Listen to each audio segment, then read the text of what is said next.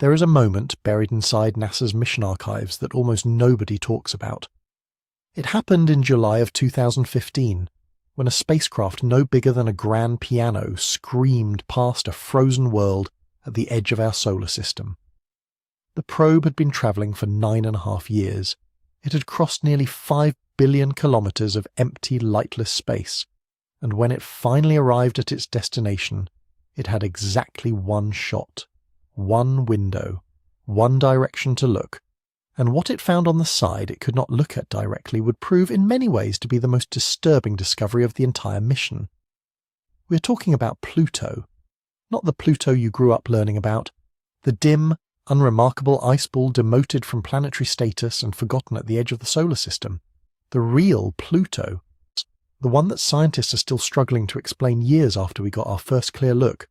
A world of towering frozen blades, fresh volcanic eruptions, a hidden liquid ocean, and a surface that should be dead but somehow is not.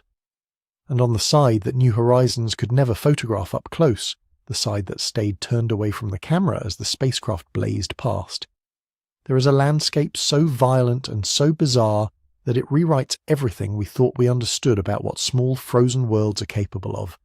This is not a story about a quiet dwarf planet. This is a story about a world that hides its most terrifying secrets on its far side, and scientists had to work incredibly hard just to catch a glimpse of what is back there. Before we get to what was found, it is worth understanding exactly how strange the situation was. Most people assume that when a spacecraft flies past a planet, it gets to photograph the whole thing, point the cameras in every direction, capture everything, bring it all home. That is not how it works, especially not at the speeds and distances involved with the New Horizons mission. When the probe made its closest approach on July 14th, 2015, it was travelling at roughly 50,700 kilometers per hour. That is fast enough to travel from New York to Los Angeles in about 16 seconds. At that speed, the encounter was brief, brutally brief. The spacecraft had a narrow window to use its cameras before Pluto was behind it. Here is the part that makes the far side so significant. Pluto rotates slowly. It takes just over 6 Earth days to complete a single rotation. That means during the entire close encounter phase of the flyby, the planet barely moved. The same face was pointing toward New Horizons the whole time. The near side, the one with the famous bright heart-shaped feature, got bathed in camera attention. The far side, the opposite hemisphere, stayed hidden. By the time Pluto rotated enough to expose that other face to view, the spacecraft was already millions of kilometers away and still accelerating into the deep outer solar system. So scientists were left with a puzzle. They had sent humanity's only spacecraft to visit Pluto, a once-in-a-generation mission that would not be repeated in any of our lifetimes, and roughly half the planet had kept its face turned away from the cameras. What was back there? What had this frozen world been hiding on its other side for billions of years? The answer, it turns out, was something that should not exist, something that forced scientists to completely rethink the story of Pluto, the story of the outer solar system, and even the story of what it means for a world to be alive. But first, we had to figure out how to see it. Getting images of Pluto's far side required a kind of scientific creativity that deserves more recognition than it typically receives. The New Horizons team did not simply throw their hands up and accept that half the planet was invisible. They found a way in. The primary tool they used was called LORRI, the Long-Range Reconnaissance Imager. This is a high-resolution telescopic camera aboard New Horizons designed specifically to function at extreme distances where light levels are dim and targets are tiny. As New Horizons approached Pluto over many months, LORRI was taking images continuously. At first, Pluto was just a point of the light, barely distinguishable from background stars. But as the spacecraft closed the distance, the images slowly improved, and critically, because Pluto was rotating during all of those approach images, the far side was briefly turning into view during certain phases of the approach, even though it was still millions of kilometers away. The images from those distant approach phases were not sharp. They were blurry, pixelated, difficult to interpret in detail, but they were not nothing. By carefully stacking and processing hundreds of approach images taken by LORRI, alongside colour data from the second major camera, called MVIC, the Multispectral Visible Imaging Camera, researchers were able to build a patchwork map of the entire globe. It was not as crisp as the stunning close-up imagery from the near-side encounter, but it was enough to reveal major features, colour variations, and broad geological patterns. There was also a second method, one that sounds almost poetic when you think about it. Pluto has a large moon called Charon, which orbits so close that the two bodies are tidally locked, perpetually facing each other like dance partners frozen in place. Charon is large enough and bright enough that it reflects a measurable amount of sunlight back onto Pluto's surface. Scientists called this phenomenon Charon light, a direct parallel to how the moon on Earth creates moonlight. By analysing the faint reflected illumination from Charon falling on Pluto's night side and far side, researchers could extract additional information about the surface. It was a remarkably indirect technique, a bit like trying to read the details of a painting by looking at its faint reflection in a dark window. But combined with the approach imagery, it added crucial pieces to the puzzle. What the team assembled from all of this data was a full global map of Pluto, incomplete in places, fuzzy in others, but whole. And when they finally had that complete picture in front of them, one side of the planet looked dramatically different from the other. Not just slightly different, fundamentally, alarmingly different. There was a clear story written across the far hemisphere, and it was a story of catastrophe. To understand what the far side reveals, you first need to understand what makes the near side so special. Right at the centre of Pluto's near hemisphere sits a feature that looks, from orbit, almost exactly like a giant heart. This feature is formally known as Sputnik Planitia, and it is enormous. It spans roughly 1,000 kilometres across, making it approximately the size of Texas and Oklahoma combined. The surface of this basin is bright, almost gleaming, and it is covered in frozen nitrogen ice. There are no impact craters visible within it. Zero. For a geologist, an absence of craters on a planetary surface means only one thing. The surface is young. Whatever process created Sputnik Planitia has been refreshing itself so recently, and so continuously, that ancient impact scars have been completely erased. Scientists believe Sputnik Planitia was created by a colossal impact. A massive object from the Kuiper Belt, possibly hundreds of kilometres in diameter, slammed into Pluto billions of years ago with almost unimaginable force. The explosion excavated a vast basin in the crust, but here is where the far side enters the story. When an impact that large occurs, the shockwave does not just radiate outward across the surface, it travels inward. It punches straight through the body of the planet.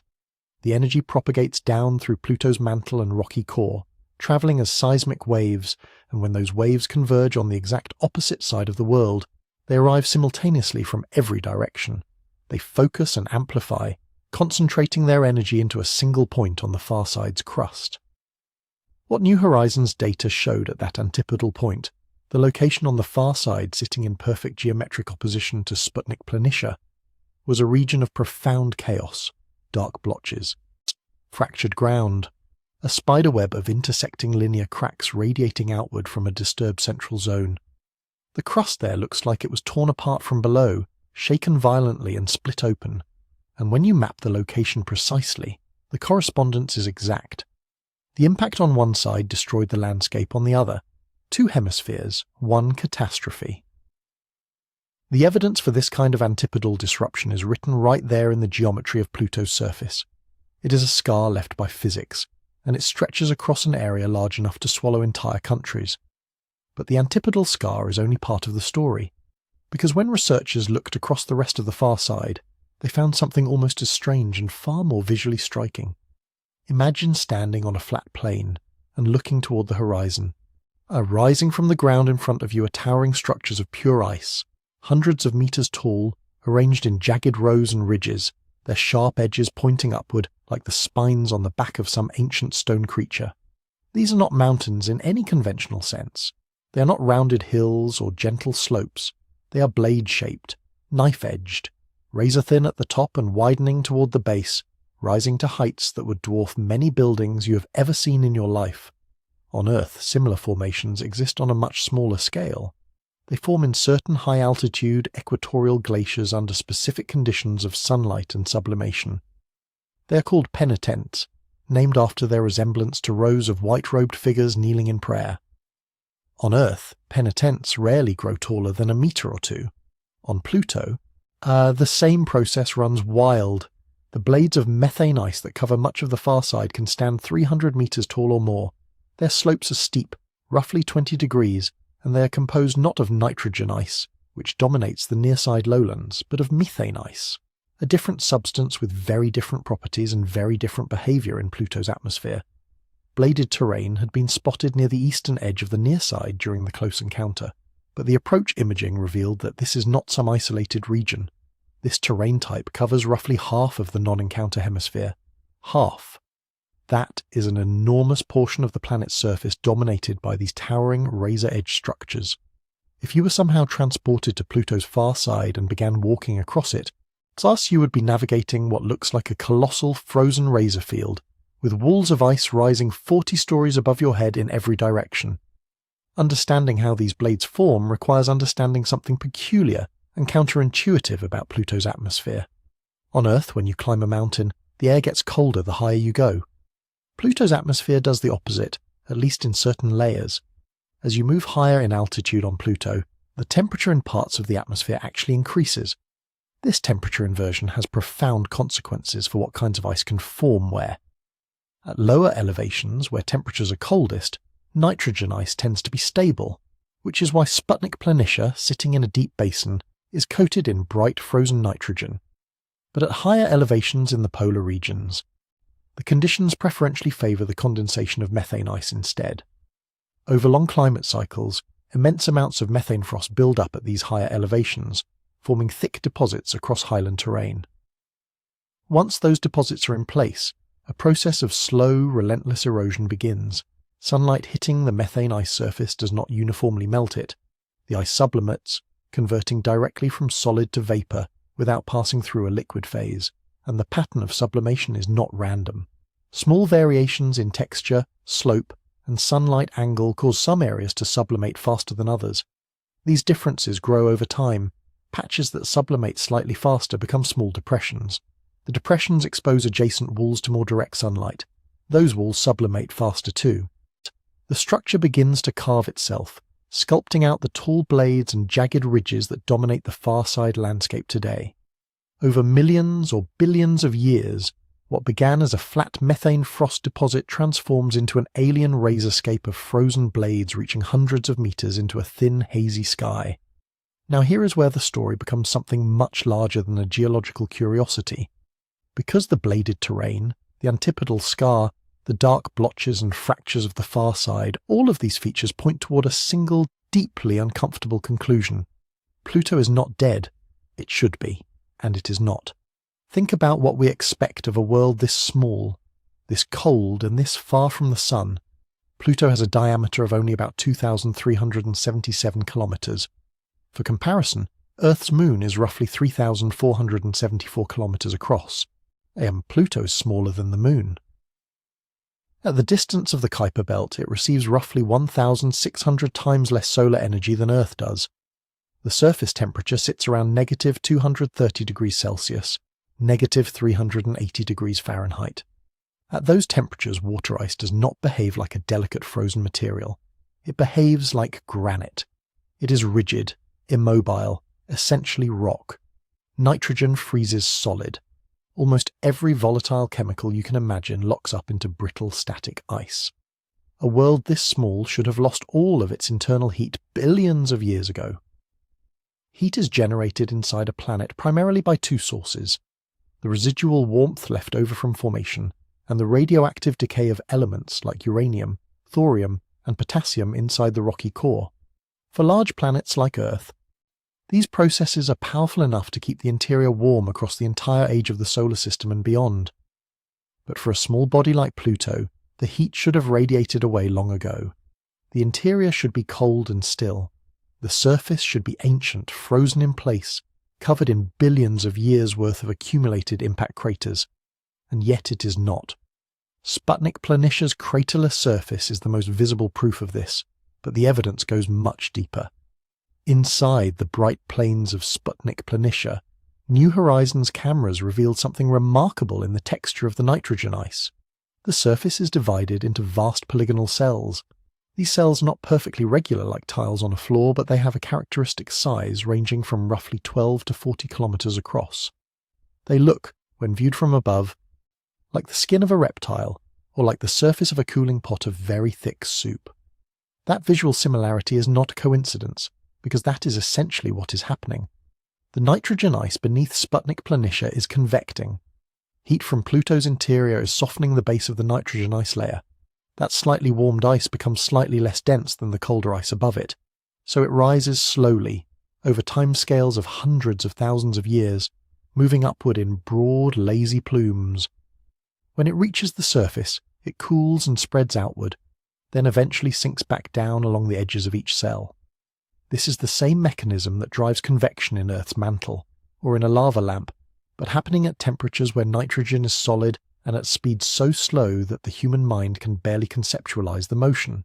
The polygon boundaries you see in Sputnik Planitia are the downwelling zones where cool ice returns to the depths. This convection requires heat, and that heat has to come from somewhere. The most likely explanation, and the one that now commands broad scientific support, is that Pluto contains a subsurface liquid water ocean, hidden beneath its icy shell, insulated from the crushing cold of space above, an ocean on Pluto. The same Pluto that sits 4 to 7 billion kilometers from the Sun, in a place where sunlight is barely brighter than starlight. The likely mechanism keeping that ocean liquid is a combination of slow, radioactive decay, providing warmth from the core, and the antifreeze properties of dissolved ammonia in the water. Ammonia lowers the freezing point significantly, allowing liquid water to persist at temperatures that would otherwise freeze it solid. As this hidden ocean slowly cools and partially freezes over geologic time, water ice expanding during the phase, transition pulls the crust apart. This process leaves behind a global network of extensional fractures, long linear features that crack the surface as if something enormous has been pressing outward from inside. These fractures are visible across Pluto's surface, another piece of evidence written directly into the landscape, and then there are the volcanoes. Not the kind of volcanoes you picture when you hear that word. There is no red lava, no sulfur clouds, no searing heat. What New Horizons discovered instead, on the near side but deeply connected to the processes shaping the far side as well, were cryovolcanoes, cold volcanoes. Two of the most prominent are called Wright Mons and Picard Mons. Wright Mons is an enormous structure, spreading about 150 kilometers across and rising 4 kilometers above the surrounding terrain. That height makes it taller than Mount Fuji in Japan. It has a central depression at its summit, a caldera similar in structure to shield volcanoes on Earth, except that instead of erupting molten basalt, it erupted a thick, slushy mixture of water ice, ammonia, and other volatile compounds. Think of it as a cold lava made of half-frozen antifreeze slush, viscous enough to flow slowly across the surface before refreezing in place. The evidence for recent eruptions is not just structural. Near a set of fractures called Virgil fossae, researchers found surface materials heavily stained with reddish-brown organic compounds called tholins. These tholins form when methane and nitrogen react under ultraviolet radiation or cosmic ray bombardment. Their presence concentrated along fault lines suggests that material from deep inside Pluto, from the ocean, or from chemically rich interior layers, has been erupting through these cracks relatively recently. The word recently in geological terms could mean within the last few 100 million years, but on a world this small and this cold, that is essentially yesterday. Pluto's atmosphere contributes its own layer of strangeness to this picture. The planet is wrapped in a thin haze of nitrogen gas mixed with complex organic chemistry, and that haze glows a faint, eerie blue when backlit by the sun. New Horizons photographed this effect dramatically during its departure phase. I'm showing a crescent of blue haze extending up to 300 kilometers above the surface. This is not just a visual curiosity. This haze is actively doing things. It is a chemical factory, a thermal engine, a key part of how Pluto regulates its own temperature. Analysis of data from the James Webb Space Telescope revealed that Pluto's atmosphere is significantly colder than theoretical models predicted. The reason comes down to those microscopic organic particles suspended in the haze. These tholin particles absorb incoming ultraviolet radiation from the sun and then re-radiate that energy as heat in the mid-infrared spectrum, effectively launching it out into space rather than letting it warm the planet. This makes the haze a kind of planetary cooling system, a natural thermal shield built from organic chemistry. And because Pluto's day is just over 6 Earth days long, this chemistry pulses in rhythm with the slow rotation of the planet, responding to the shifting angle of sunlight in ways that blur the boundary between physics and chemistry in remarkable ways. Now, we arrive at something that sits in a different category entirely, something that has to be addressed with appropriate caution because the sourcing is contested and the claims are extraordinary. According to reports describing allegedly suppressed data from JWST instruments observing Pluto's night side, there is a signal coming from beneath the ice, a rhythmic pulsing signal in the mid-infrared range, cycling every 247 seconds with a regularity that does not match any known natural process. When independent researchers reportedly analysed the spectral signature of this pulse in detail, they found something deeply unusual embedded in the pattern. Variations in amplitude that appeared to encode sequences of mathematical ratios, specifically the golden ratio, pi, and Euler's number. These are the kinds of constants that show up repeatedly in natural geometry and information theory. These are numbers that, when you find them embedded in an apparently structured signal, demand explanation. The same accounts suggest that electromagnetic analysis traced the origin of this signal to a subsurface structure located approximately 12 kilometers beneath the ice shell. A structure described as highly reflective, metallic in composition, and almost perfectly spherical, spanning nearly a third of Pluto's diameter. Official NASA statements allegedly characterize the signal as instrumental interference or resonant particle scattering in the detection hardware. But independent analysis of the raw underlying data, at least according to these accounts, resists that explanation. The regularity is too precise, the encoding too structured, the geometry of the alleged buried object too anomalous to dismiss without discomfort. It is essential to be clear about the status of these claims. This is not confirmed science. There is no peer-reviewed paper establishing the existence of a metallic sphere beneath Pluto's ice. These accounts describe alleged suppressed data and are not part of NASA's official public findings. They deserve to be labelled as unverified speculation.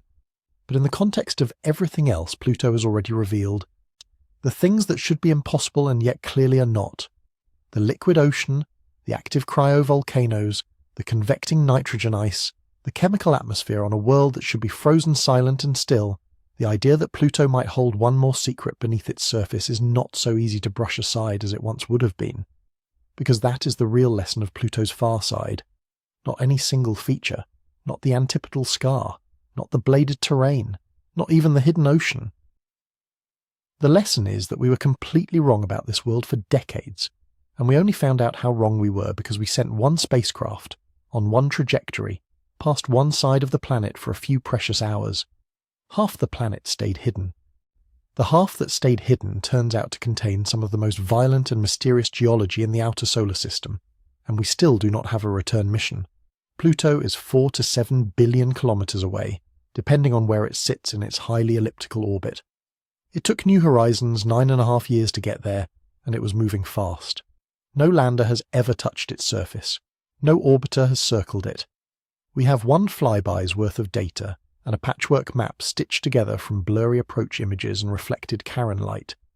That is all we have, and even that was enough to overturn decades of assumptions.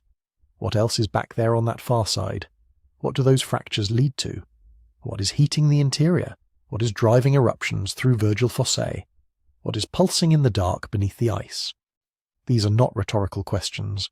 They are scientific questions that may go unanswered for generations. Proposals for a Pluto orbiter mission have been discussed and studied, and the science case for returning is overwhelming, but the budget decisions and launch windows necessary to make it happen are enormous obstacles. The next time humanity gets a clear, close look at Pluto's far side may be decades away. Until then, that frozen world at the edge of the solar system keeps rotating slowly through the dark, hiding whatever it is hiding on the hemisphere that always seemed to be looking the other way. If you want to keep exploring the strangest and most terrifying corners of our universe with us, make sure you subscribe and leave a like. There is so much more out there that science is only beginning to understand. And this is just the beginning.